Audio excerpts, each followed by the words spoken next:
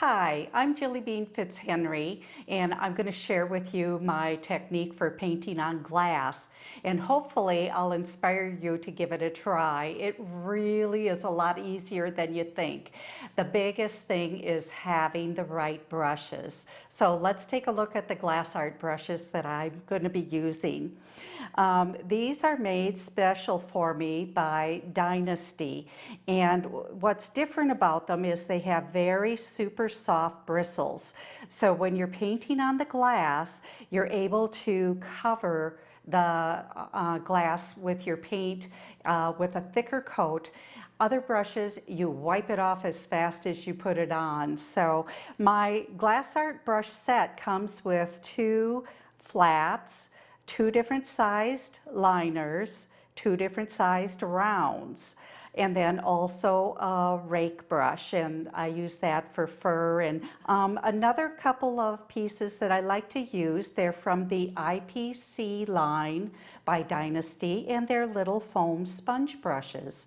I use those to kind of sponge on or stipple on the frost paint that I'm going to have around the bottom edge of the glass. And they come in two different sizes, a large and a small, and I just find it easier to use those rather than a regular sponge. But you could use a makeup sponge, one of those foam kind of wedge makeup sponges, if you are in a pinch. Okay, so let's get started. One of the most important things is make sure that your glass is totally clean. I just use dish soap and take it to my sink and wash it and then dry it off. Rinse it in hot water, dry it off with a soft towel. Then what you want to do is you want to take your design, and when you've cut it down, you want to cut it down even further. You want to go right around the design so that you're able to get that into the glass a little bit easier. Then I've put some tape on each end of the design, and I'm going to put that into my glass and position it to wherever I want it. Then what I have done on my piece is I have actually put the DecoArt gloss enamel white frost. I've sponged that around the bottom of the glass, but I did want to put my design in there first, so let me start with that. I'll get a little sample going here so that you can see. This is the frost, and then I take the foam brush and I don't wet it first. I pat the extra off on the palette, and then I'm going to start right in, and I get close to the design, and it's okay if I overlap just slightly into the design itself. And I'm going to just gently pat, and I'll go all the way down to the base. And I'm going to do this all the way around the glass. Then I'm going to start right in with the basing of the colors. I've got sand that I'm going to use for basing in on the daffodil. Okay, so I'm going to use a round brush, and I don't need to wet it first. I can just go ahead and get my paint on there. I want to have a lot of paint on the brush, so I'm really plumping that brush up, and then I actually scoop up just a little bit more paint. And when I go to base in, you're going to find that your design is below the glass, so you get this little bit of a 3D effect going, and so the first time around it just feels a little bit funny, but you will get used to it. Pull the brush strokes in the direction of the petals. So if you do have brush marks, at least they're going to go in the shape that the veins would be on your petals. So just lots of paint. You see I reload a lot. I pull all the way from the tip all the way to the base of the flower. I try not to stop in between, and I try not to rebrush it too much. I could also pull from the base of the flower to the tip, so just whatever is easier. And don't be afraid to turn your glass around and upside down to get it to make it easier so that you can pull your brush marks.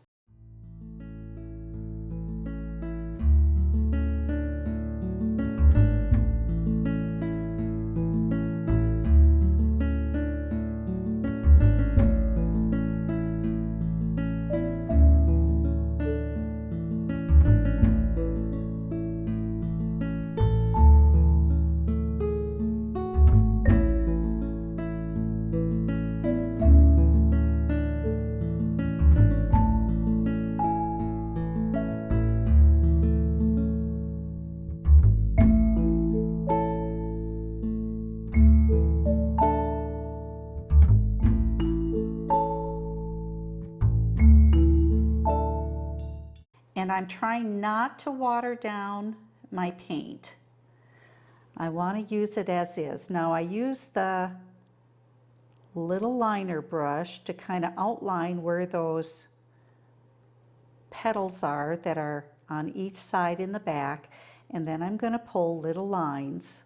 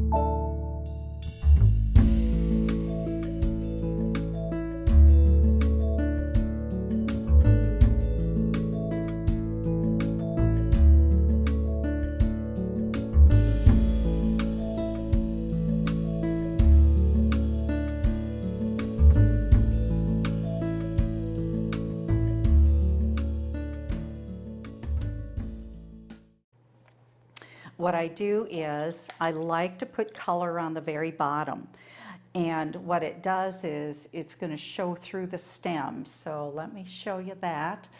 Choose whichever color is your favorite, and I'm going to squeeze about the size of a dime in the center of the glass. And then this is where the big fluffy flat brush comes in. I hold it as loose as I can because I don't want any pressure, and I'm going to pull that color out all the way around, smoothing it best I can. Now the good news is if you've got brush marks underneath, they are not going to show on top because you can't see any ridges once it goes through the glass when you're looking at that color. So that's kind of cool. So I light touch, smooth it out best I can. Try not to play in it too much. Want it to go all the way to the edges. Okay, and then I'm just going to rinse my brush off quick here, get as much out of there as I can. Okay, and then I'm going to carefully tip this over so that you can see it. And I can't set it down yet because it's not dry, but if you can tell, there is some color coming up through the glass, so it's like magic. Okay, then let this dry overnight at least. If you can do a couple days, that really is better. Put it in a cold oven at 325 for 40 minutes, and then leave it in the oven until the oven is cold again. Shut it off after 40 minutes. And on my website, you're going to find all kinds of fun designs for painting on glassware. There's Halloween and Christmas and birds and animals. So please take a look at jillybean.net. Have fun painting.